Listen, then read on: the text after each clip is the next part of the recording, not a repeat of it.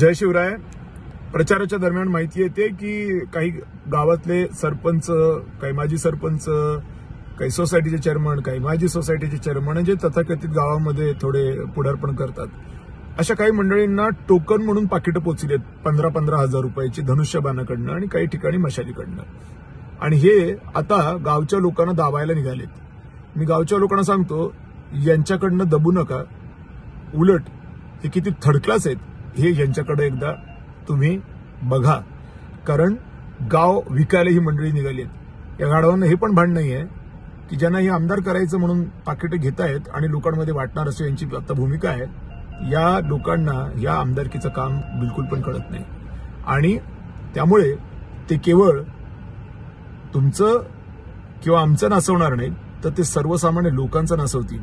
त्यामुळे हिची सुद्धा भान या लोकांनी हरवलंय, यांचं भान हरवलंय. आणि म्हणून माझी प्रार्थना आहे की गावामध्ये अशा पद्धतीने पैसे घेऊन काही लोकांना जर का दमदाटी होणार असेल तर तुम्ही काळजी करू नका.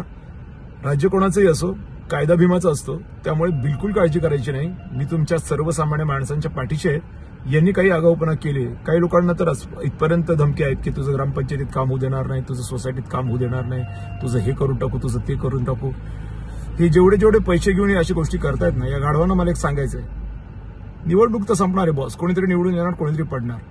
पण तुमच्या पाठीमागे असा लागून जाईल ना, तर मग तो एक सलमान खानच्या हिंदी चित्रपटातला एक अत्यंत फेमस डायलॉग आहे, इतने छेद कर दूंगा की समझ में नहीं आएगा सास कहां से ले और पादे कहां से.